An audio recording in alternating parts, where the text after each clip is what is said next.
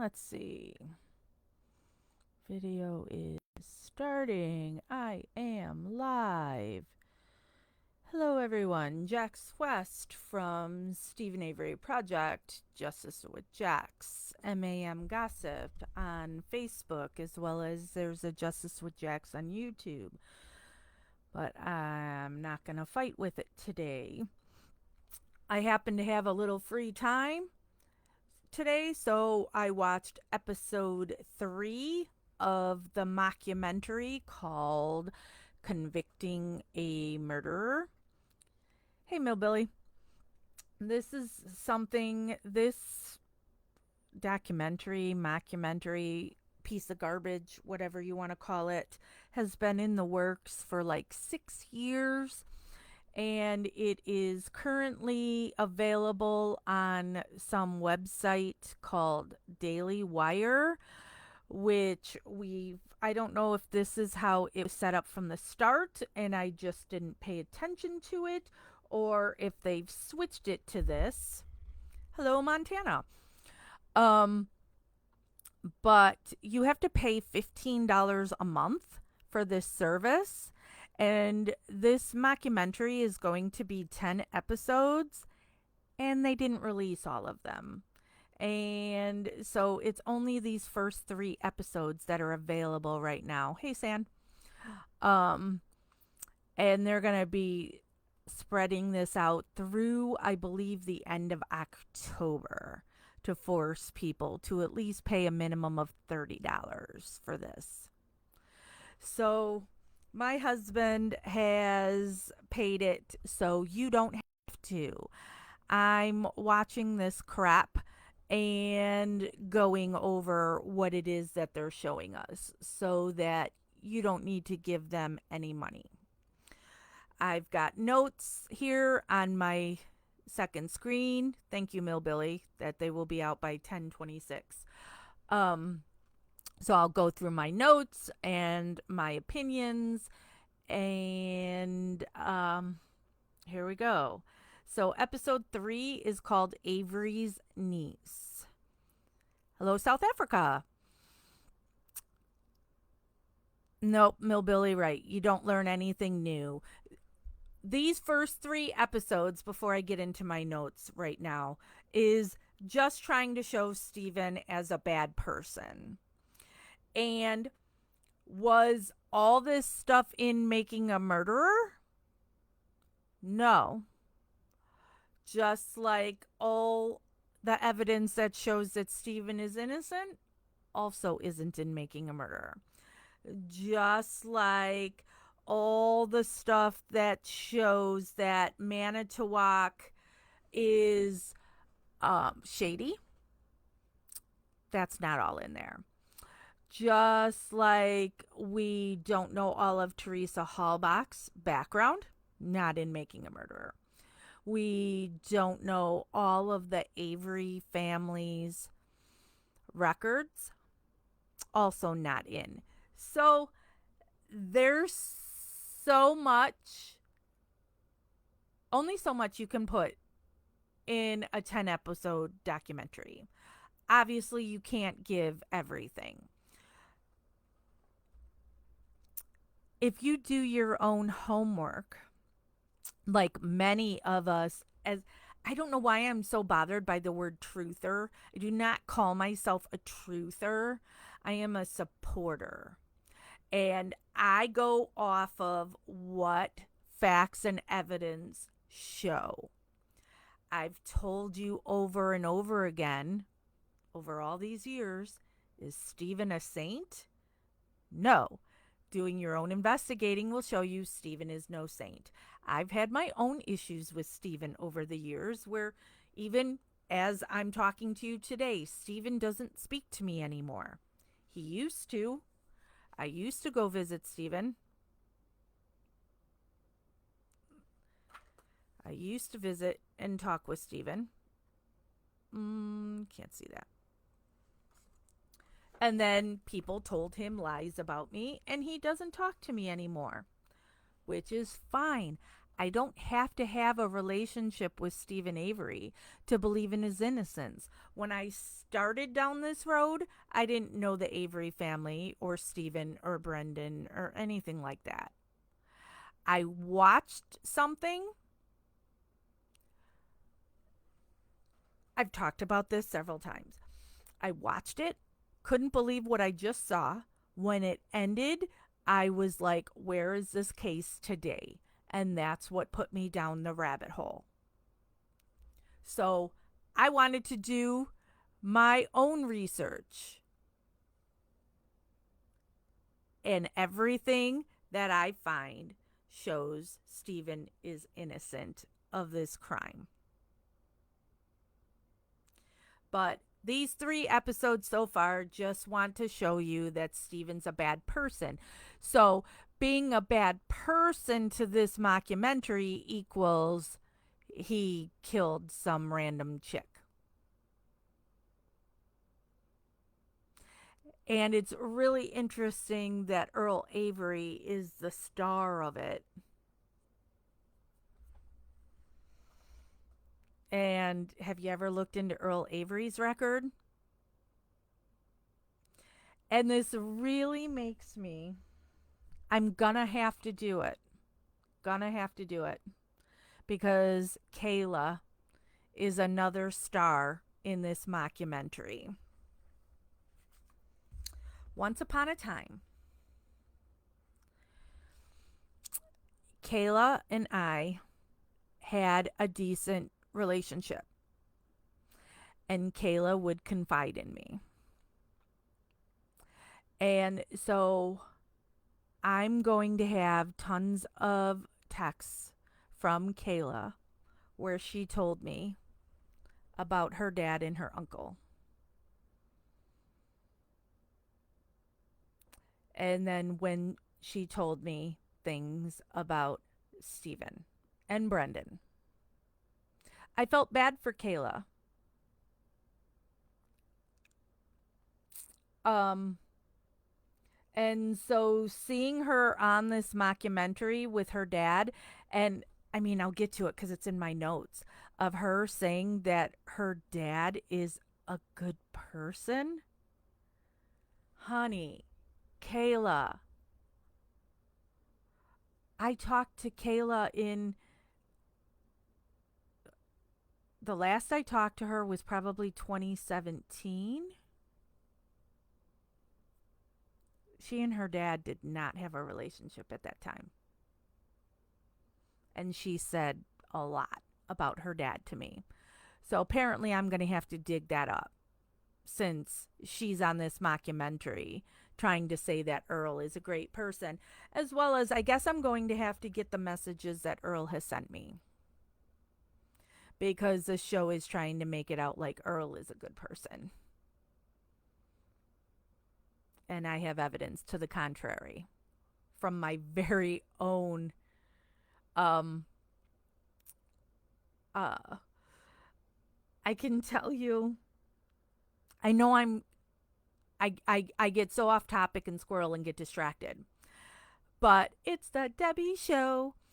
I was at when Stephen Drizzen and Laura Nyrider were doing their tour.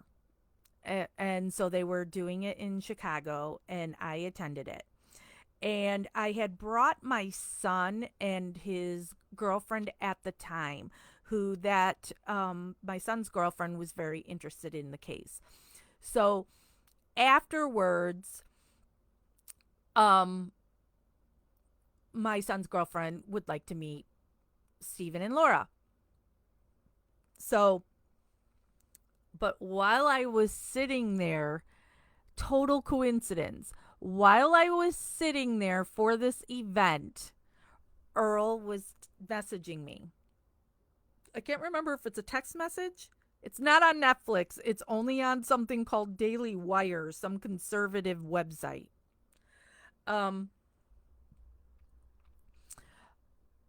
So while I'm sitting at this thing, Earl is messaging me threats. and calling me names. Ready for people who don't like bad language? People who don't like bad language, cover your ears, earmuffs right now. Earl called me a cunt in that one of those. Sorry, I can't do My watch. Um, so when I introduced my son's girlfriend to Stephen and Laura, I showed Stephen Drizzen the messages I was receiving from Earl when I was there. And and so Drizzen's just telling me just ignore it, just ignore it. Um, but I can't remember what year that was. That was probably had to have been 2016 or 2017. So here on this episode in new interviews with Earl and Kayla, this show is trying to make it out like Earl and Kayla are good people. So I kind of know different firsthand. Which, well, no, they it wouldn't be hearsay, right? Because I have it in written form. It's in messages. I would just have to find them. Um, so we'll see when I have the spare time to go find those. And I'll probably then, I would share them in our closed group, MAM Gossip.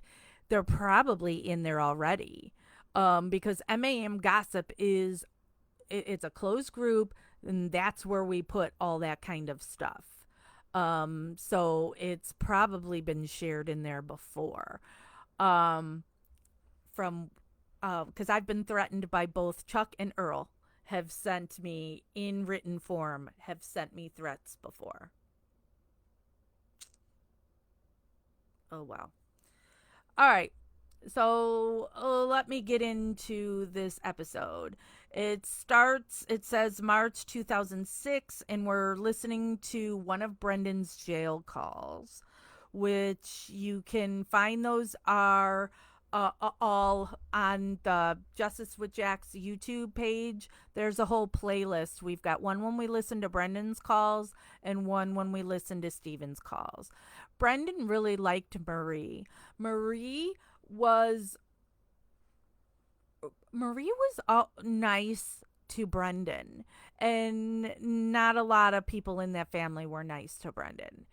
So Brendan really liked Marie, Candy, Marie's mother, um, and then Jody. Those were the three people who were nice to Brendan pre Teresa Halbach. Um, so they're playing a call of Brendan talking to Marie, and they're saying that Kayla was making claims that Stephen had inappropriately touched Kayla. And then we see Candy, because Candy's got new interviews with this mockumentary where Candy also talks about Stephen inappropriately touching Kayla. Then we hear Candy, or not Candy, Candice Owens say she's not one of those people that believes all women when they make these claims, but Candice believes there is concrete evidence that Stephen has a pattern of behavior against women. But they're saying that when Stephen touched these people inappropriately, whether it was Kayla or it was Marie, or there was also Brendan. Remember Brendan talked about and that was one of the gotcha moments I think we see on Making a Murderer. Do we see that on Making a Murderer? Where Brendan said that Stephen would wrestle with him and made him feel uncomfortable. So Stephen roughhoused, it's not just girls. Stephen just roughhoused with people. During that roughhousing, was there, did he touch inappropriate areas? I'm sure. Um, did he do it intentionally? I can't say. I'm not Steven. But this mockumentary is trying to show that he did this wrestling, because they brought it up a couple times, the wrestling with young girls. But he did it with the boys too. And this family loved to watch wrestling. Millbilly is saying, don't forget the pool party incident. The thing you need to, if you didn't know about Earl Avery, is he set up a camera in the bathroom of his home when one of his young daughters was having a pool party, so he could watch children changing into bathing suits or back into their clothes. And he was charged for that. So this mockumentary has Earl, he's like the Bobby Dassey of convicting a murderer. Bobby Dassey was the star on the stand against Stephen, and now Earl is the star of this mess, when Earl's nothing but mess. So we see Earl saying he didn't have a very good childhood. He was burned when he was 7 years old. He dropped out of school because his dad was sick and he needed to help at the salvage yard. And then he said he doesn't know his siblings' ages. He just knows they're all older than him. I thought that was funny.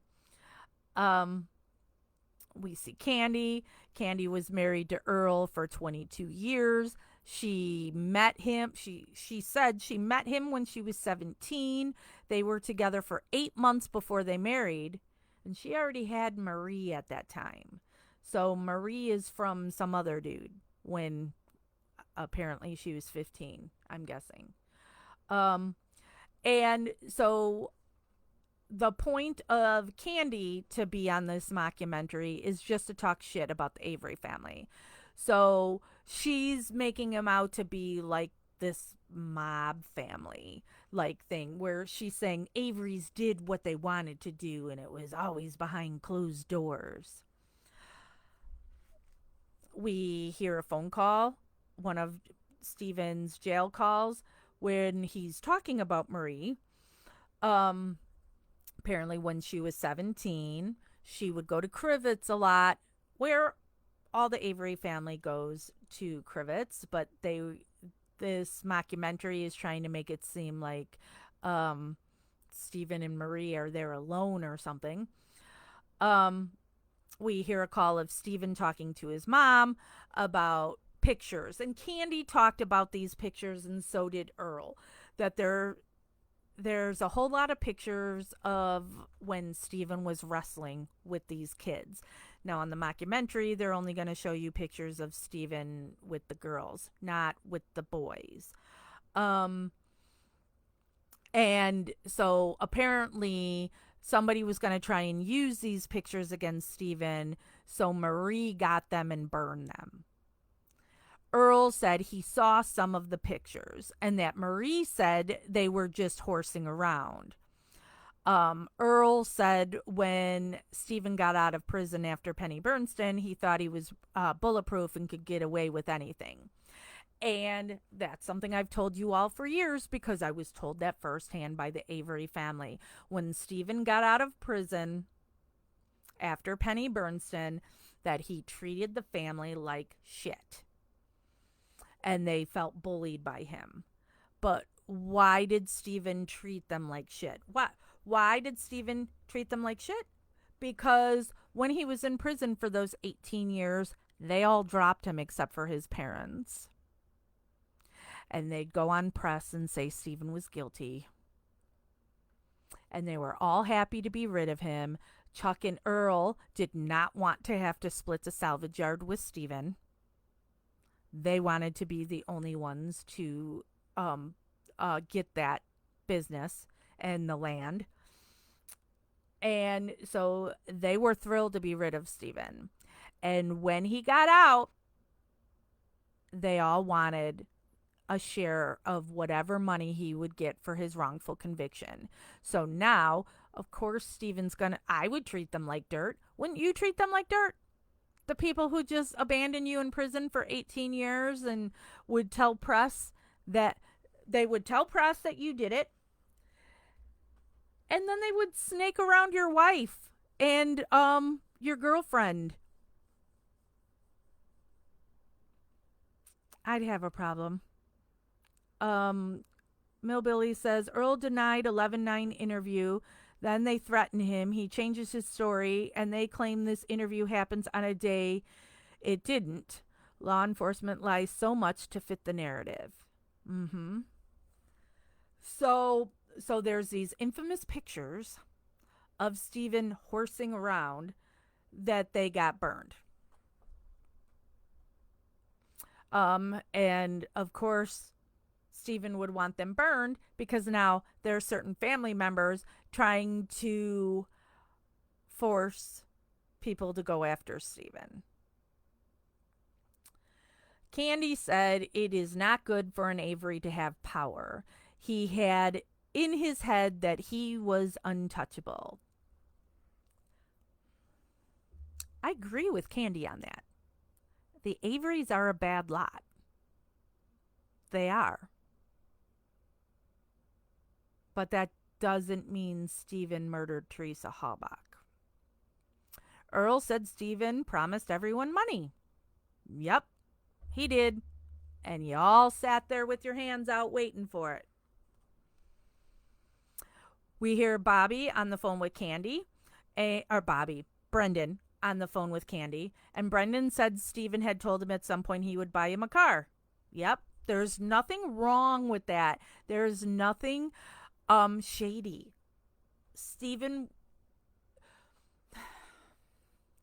with the issues I've had with Stephen's family over the years, when Stephen and I would talk, he would tell me that he knew his family was using him for money. But at the end of the day, this was his family. He didn't want to cut them off even after what they've done to him. Millbilly says Earl also says he caught Chuck with Candy in his kitchen forcing himself on her. Chuck is a bad, bad dude. I think Chuck is the worst of them all. Chuck has raped his sister, has raped his daughters. How many women has Chuck forced himself on?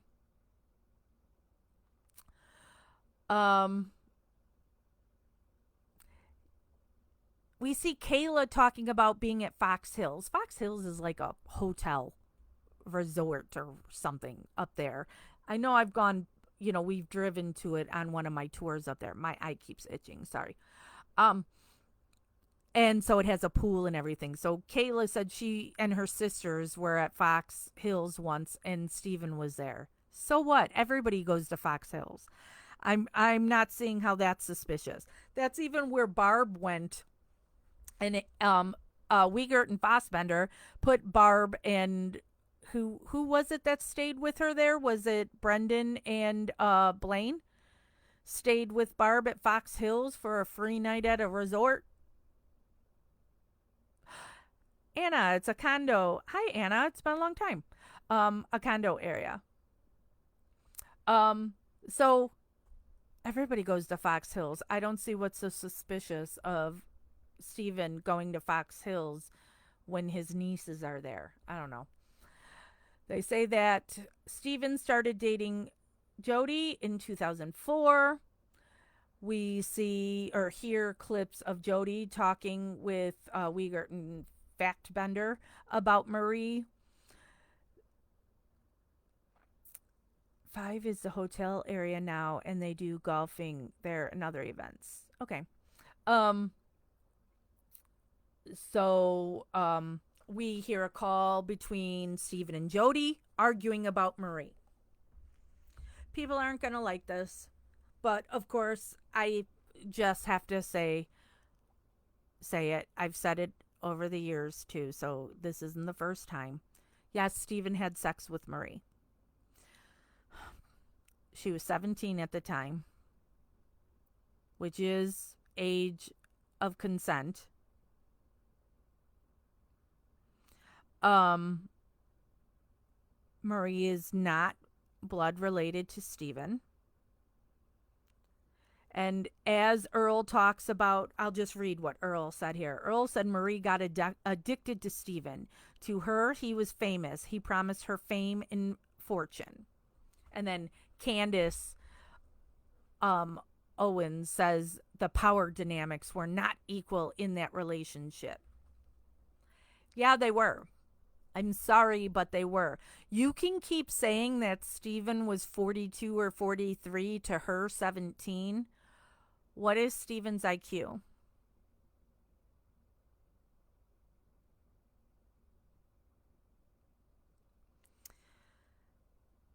People people are going to take my woman card away. This might be shocking for some of you. Once upon a time I was a 17-year-old girl. I've known plenty of 17-year-old girls who threw themselves at adult guys, and they knew what they were doing. Marie, obsessed with Stephen or not, Stephen's fresh out of prison for 18 years for something he didn't do, that he was put in there when he was 22 years old. And you have,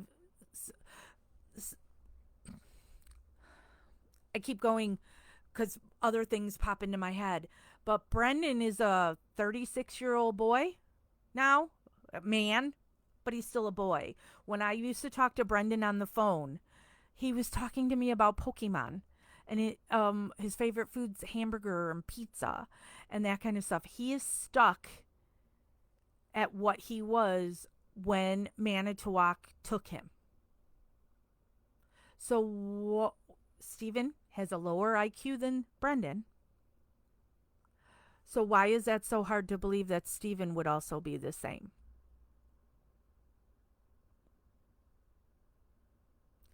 So trying to say, like, trying to make it out like Stephen preyed on Marie, that's just not the case. Now, do I feel it's icky for him to have any kind of relationship with Marie, blood related or not? It feels icky to me. I don't like it. I don't like what happened with the cat. Whether or not Steven's the one that threw it on the fire. If it, Jerry Yonda is the one that did it, whatever. I don't care. Anybody who was there when that was done to a cat, I'm not cool with it. But that also doesn't mean that Stephen killed Teresa Halbach. So this show keeps trying to make it out like Jody could be a drunk, yet Jody could have also been abused by Stephen. You could have two different things, but both be true. Well, the same could be said for Stephen. Stephen could be icky and not the greatest guy, but it doesn't mean he killed Teresa Halbach.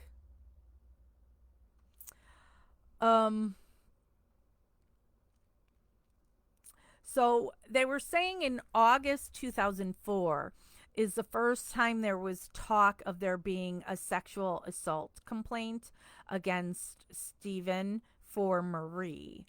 And then it went away, but then resurfaced again in 2006.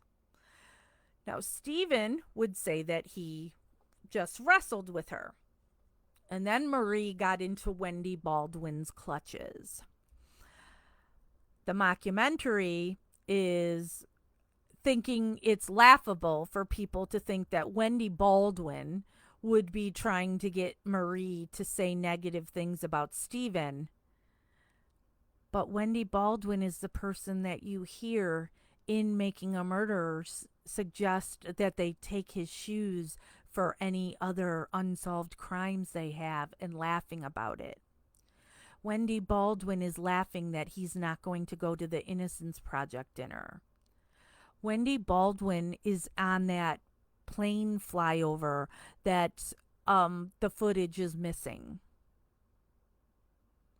Wendy Baldwin is who burned a cross in a superior's yard. That's Wendy Baldwin. No, or Wendy Baldwin doesn't have an axe to grind with Steven and wants stuff to show Steven in a bad light, especially after Making a Murderer comes out too, and you see what she's saying about Steven. So mm, it you lose credibility when the people who are involved in Steven's prior case or um, doing videos like that um, or audio, whatever. And now that's who's questioning Marie. Mm, mm. Um, so in the recording with Wendy Baldwin that we don't hear in its entirety, we're only getting pieces, so we do not know, like Brendan, because if you only hear Brendan's thing in pieces, you're not going to see how Fackbender in Ligert um led him to say those things. So you hear in this that Marie saying she was forced to have sex with Steven, that this was at Barb's house, and that Steven forced her onto one of the Dassey boys' bed and spread her legs open with his elbows, and he stuck his hand down her pants and touched, as she said, her vagina, which I'm unsure if she would have used the word vagina. I'm just saying. So, I'm curious if that wasn't a word that was said to her first for her to use vagina. Um, we hear Stephen talking to Earl and saying that Marie is saying that he raped her. And then Earl is saying that law enforcement backed Marie into a corner. And Stephen telling Earl, you should have stopped it. And Earl said, well, she isn't pressing charges and wants it dropped. Oh, Millbilly says Wendy went to the Avery property while Brendan was being interviewed before the warrant was issued, while law enforcement was with the evidence. So in that call, you hear Earl even saying Marie didn't want this. Millbilly Jason says, and don't forget, Marie was dating Mike Osmondson, and she says he hated Steven, but never why. Mike Osmondson, for those that don't remember, Bobby Dassey's best friend. And there's lots of stuff there of Mike Osmondson, Bobby, Marie being somewhere when stuff was being burned in a burn barrel.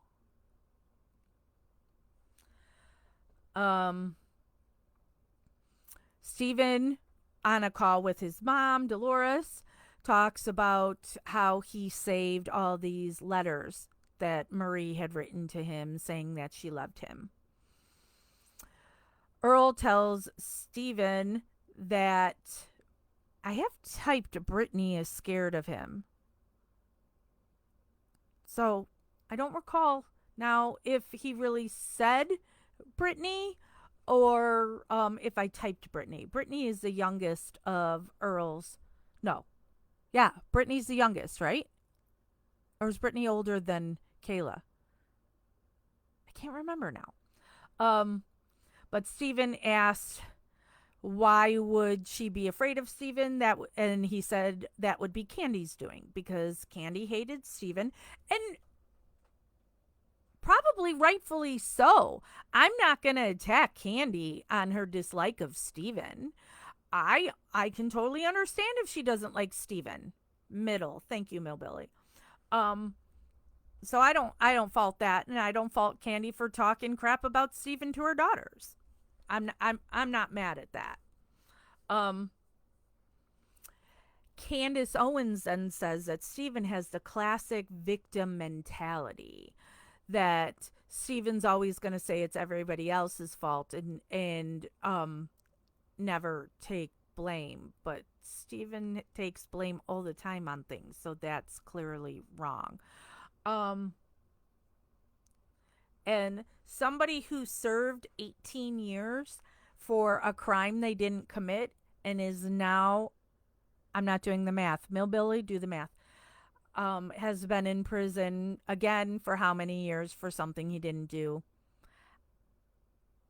I'm not going to be mad at that person for having a classic victim mentality, because you are constantly made to be at fault for things that you didn't do that are somebody else's doing. Um,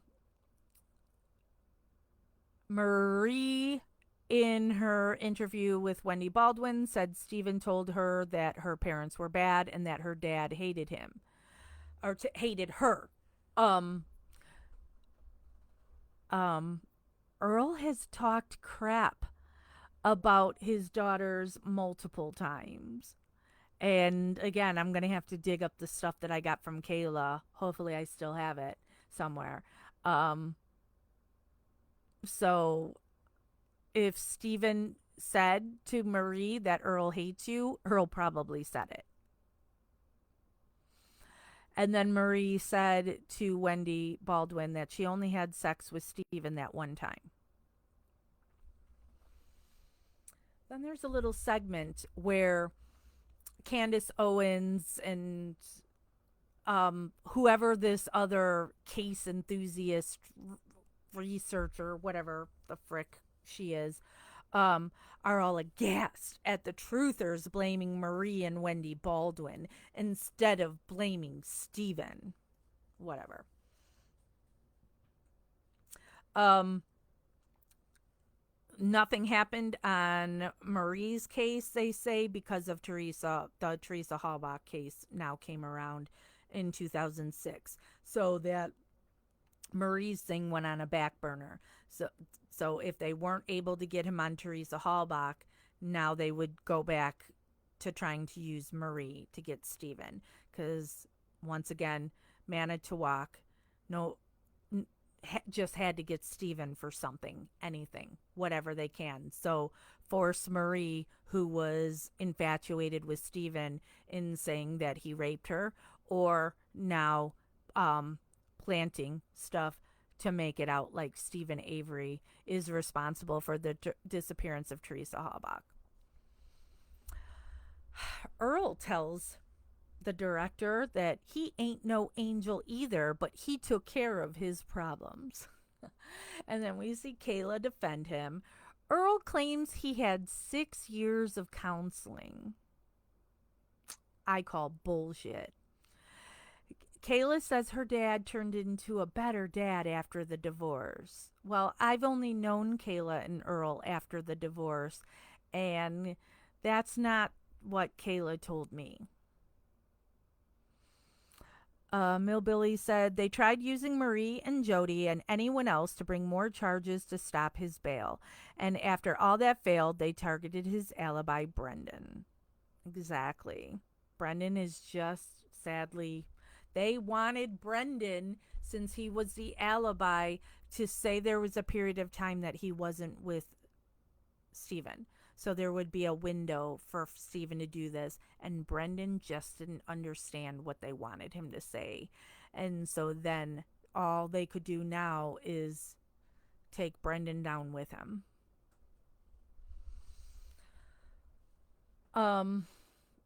Candy said up in Crivets that Stephen beat Jody. There was a call we hear between Jody and Stephen about her telling people that Stephen hit her. Earl claimed that he saw Stephen drag her by her hair. Earl said everybody was drunk and scared of Stephen, so they didn't do anything about it. Mm-mm. Mm-mm. Not it at all. I'm sorry. If I'm not saying Stephen didn't abuse Jody. I don't know. I don't know if he abused Jody. All I will say is if it happened, the other Avery boys were probably clapping and cheering it on as it happened.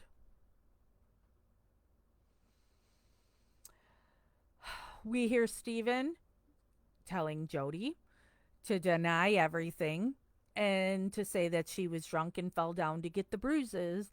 Jody is saying she doesn't remember, and he's telling her, then say that.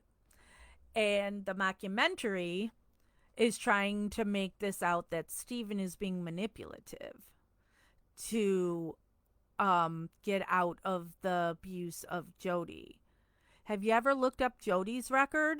How many times has Jody gone to jail for being a drunk? So again, goes by credibility. Earl says Stephen likes to be in charge and still does to this day. Yep, that's true. Um, Liegert and Factbender ask Brendan about Stephen and Jody.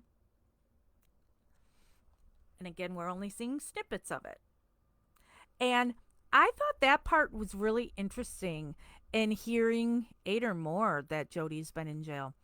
Um, when you're hearing Brendan allegedly saying stuff about Stephen and Jody, I'm like, wow, that almost sounds like stuff they were having him say Stephen did to Teresa.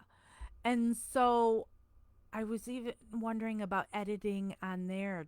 So I don't know. I'm totally suspicious. Then we hear a phone call of Stephen and Chuck arguing about Jody. And we all know that listen to those jail calls that Chuck was sneaking around Jody when Stephen was in jail and making passes at her. And did he actually ever end up raping Jody or having a relationship with Jody? Because Jody was feeding into that.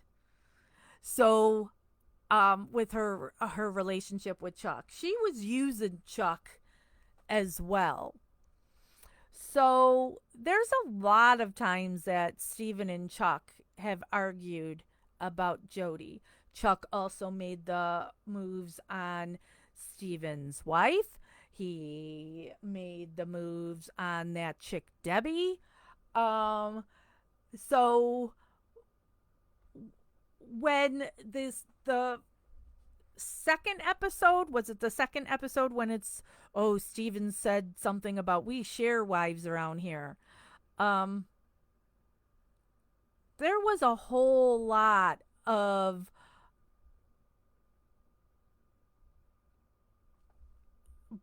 Chuck trying to get with his brother's girls. Yeah, Chuck ended up with Debbie.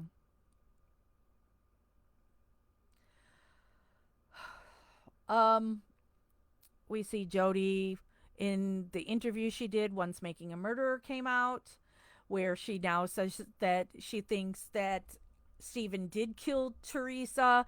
And the reason she thinks so is because he at some point had threatened to kill her and her family, to burn her parents' house down or some crap. You know, the family that wouldn't talk to her, to Jody, and that Jody has a daughter that she didn't even get custody of being a drunken idiot. Um so that's why Jody had to then rely on the kindness of Avery's, because her own family was through with her. But now we're supposed to feel bad for Jody. And that Jody knows Stephen didn't do this. Why? Because when the murder is happening, allegedly happening, according to Kratz's timeline, she's on the phone with Stephen. And I asked Stephen how because at that time when Jody was in jail, they were only allowed to call landline, not a cell phone. Stephen had a cordless phone, and I asked him how far he could get and still get reception, and he said he couldn't even get to his driveway. So how is he behind his garage stoking a body in a fire and on the phone with Jody talking about ooh romantic? So Jody knows Steven is innocent. She doesn't like him. Maybe he abused her. He was a dick to her. I'm not gonna say that he never put a hand on her because I don't know. He could have. So she doesn't like him. Gotcha. But you're lying, Jody, if you ever watch this. You're lying when you say, oh, I know he killed her. Because you don't. You were on the phone with him when it happened.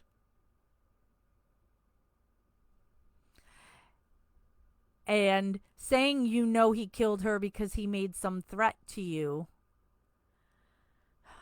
much like the threat we've already seen now in a prior episode of the mockumentary when he was making the threat to his wife that he was going to kill her. And now remember, Stephen's threat to the wife is bad, but the wife saying she's going to kill her children, the children that are in her custody, that she is going to kill her kids and then herself, that's okay. That was okay for her to say that.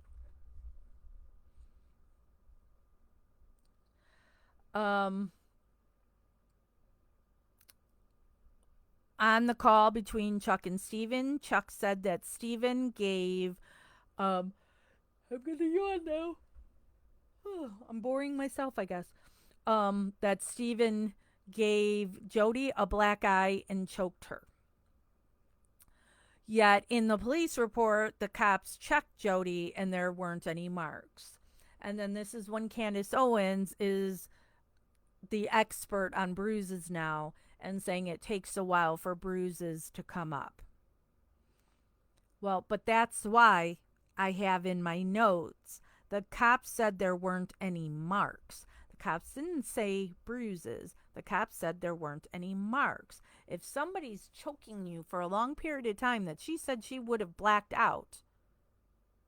And how long after that, too, after she's blacked out and everything, did it take for the cops to get there? I mean, there would be a mark on your neck. But this also goes to your credibility. And the cops said that they could smell alcohol on Jody. And so when you're the town drunk, nobody can trust what you're saying. So, and then Candace Owen defends Jody's drinking as it's just a defense mechanism or coping mechanism due to Stephen. Okay, so then why did she lose custody of her daughter? That's prior to Stephen. So her drinking started long before Stephen, and her drinking is she's a drunk. Candace Owens says there's a hive mindset to defend Stephen Avery. Well, there certainly is, on both sides, a hive mindset, on the guilter and truther side. But I again go by facts and evidence. If you can show me something to prove that Stephen murdered Teresa Halbach, I would say Stephen murdered Teresa Halbach. I have no loyalty to Stephen.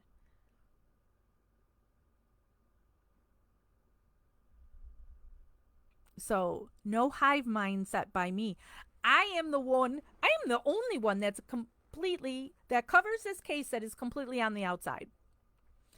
I do not go on other people's pages. I'm just me, and I say what I think about the case. I was the only one for years talking smack about the Avery family, and I've been demonized for it. So, um, no hive mindset for me, and I firmly stand by Stephen's innocent. Um,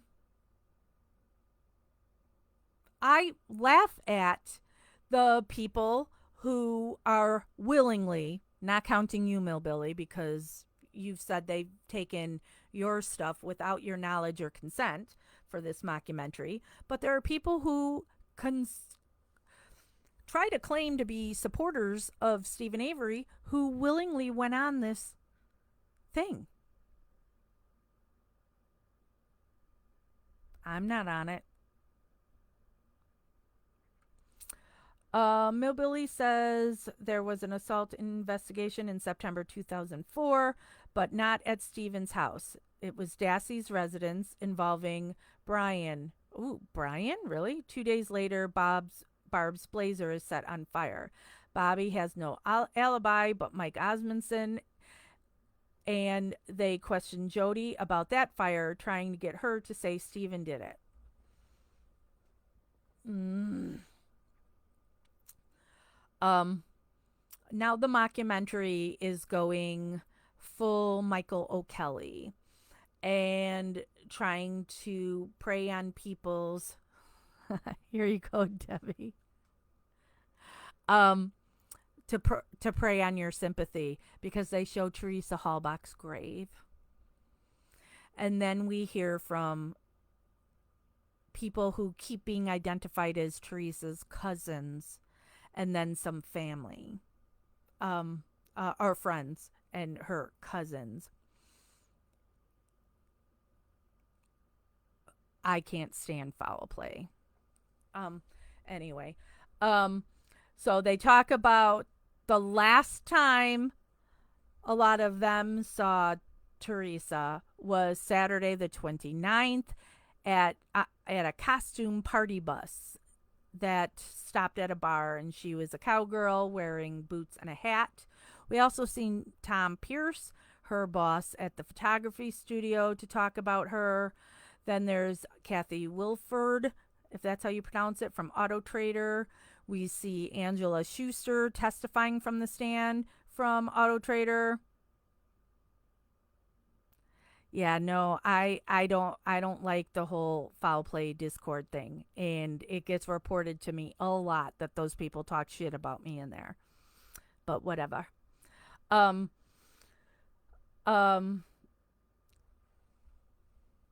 I wrote down all these dates that they're trying to make it fit their narrative that Stephen is suspicious, but it actually does the exact opposite. So let's go through these dates. June 20th, 2005 is the first time Teresa Halbach goes to the Avery salvage yard to photograph um, a vehicle that Stephen is selling. And now they're trying to connect this to try and make it suspicious that Jody goes to jail August 15th. Teresa only worked Mondays for Auto Trader. So Candace Owens is saying it's suspicious that Stephen would set up for her to come take pictures on a Monday and do it over and over again when Jody is gone. June 20th was the first time, and Jody's not going to jail until 2 months later. What's suspicious about that? And Stephen likes to work on cars. Stephen wants to make some money. If you can now fix up a car that comes to the junkyard or use parts from your junkyard on one of your vehicles that you can then sell, why? An Auto Trader used to be a big deal. I'm old. I'm 52 years old. And when I was a teenager, Auto Trader was the shit. When I was in high school, we would you would get it's free at 7-Eleven. You would grab it at 7-Eleven and go through the cars on, ooh, what cars do I want to buy? Or what car could I buy? Or so we regularly went through the Auto Trader magazine. So it was a known thing to sell your car in Auto Trader back then. Um, so June 20th is the first time she goes. Jody goes to jail August 15th. And then the next time Teresa Hallbox comes is August 22nd. Dun, dun, dun. But what about June 20th? I just, it's, I don't see how that's suspicious that he has Teresa Hallbach come back on the 22nd to take a picture. So, okay, so June 20th, then August 22nd, Teresa Hallbach was there. Then August 29th, she was there. Then September 19th, but here's where it's suspicious. This time it was listed as Tom Yanda. There's nothing suspicious about him now going to sell his brother-in-law's car. But Stephen is the one that does, makes the arrangements. But since they bring a bill of sale, he's saying Tom Yanda. It's Tom Yanda's car. So there's nothing suspicious about saying Tom Yanda.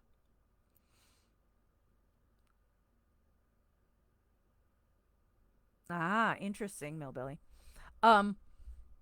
And so they say, so then she went there to take the picture of Tom Yanda's car.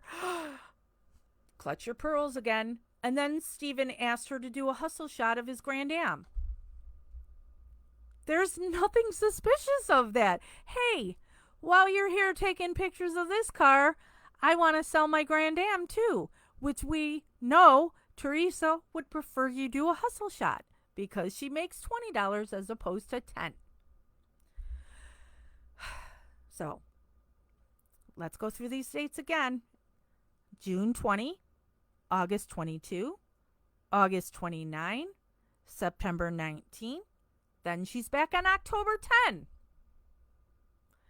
But here's what they try to make suspicious about October 10. October 9 is when Stephen and Barb went and bought handcuffs together. And they talk about how it's being creepy that they buy handcuffs together, and then creepy because Stephen talks about these handcuffs when he's doing an interview or whatever, and he had shown them to his daughter, and how creepy that is. Why would he show his daughter if these handcuffs are going to be used for sex stuff? You can think it's creepy. Creepy doesn't mean they were used on Teresa Hallbach. So October 9th, they buy the handcuffs. And then October 10th, she's there. And that was a hustle shot. My sexy girlfriend's on. I had a piece of pumpkin pie today, Miley. So good.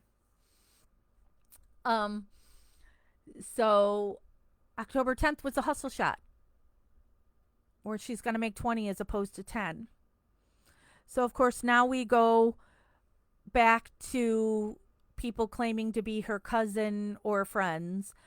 And the cousin saying that Teresa had told her about going to Stevens. And the friend said that Teresa said to her that it was creepy because he answered the door wearing a towel. Then we see Dawn from Auto Trader on the stand saying the same thing about Teresa saying it was creepy because he was in a towel. But then they say Teresa laughed and said, ew. That's not somebody being scared. I would say the same thing. Okay, people, I work in politics.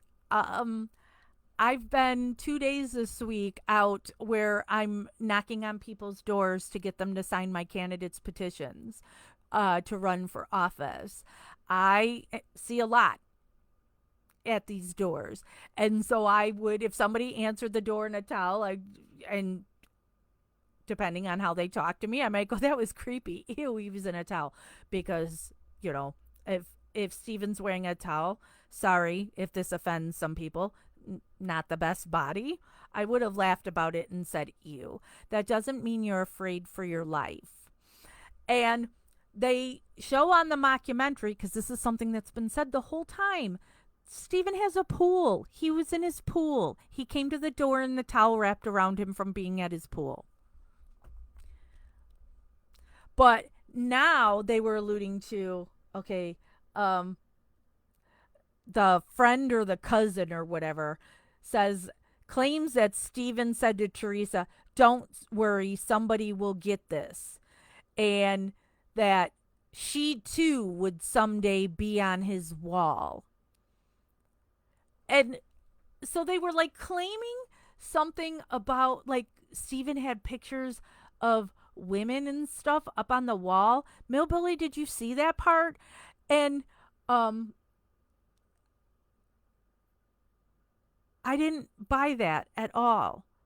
Why didn't I buy that? Because this happened on October 10th. Are you telling me that Steven then took that stuff down, and when Wendy Baldwin is walking around wanting to collect all of his shoes for unsolved crimes, she wouldn't have zeroed in on a wall of pictures of women? So I just wasn't or believing that at all. And then this friend was saying that Teresa said, "I don't think I want to go back there," and that she told her not to go back there, but she has never been asked about it or to testify, and that it's only hearsay. Yep, only hearsay. She doesn't want to go back there. She doesn't have to go back there. She didn't have to take any photo assignment she didn't want to take. It's only freaking $10. So if that were true, she wouldn't have gone back on Halloween. But she did. She had been there. Let me go back because I didn't count. One, two, three, four, 5 times. 5. So there's people who want to say when he made the appointment for Barb's car that he was trying to disguise it by saying be Yonda. But now this also tells you that previously she went for Tom Yonda. I don't know, is Yonda really a common name? I think if I would see that name on my list of places to go, I would remember that name. And it's Avery Salvage that she's been to 5 times. So I'm going to bet you're going to recognize an address that is Avery Road to be Stephen Avery.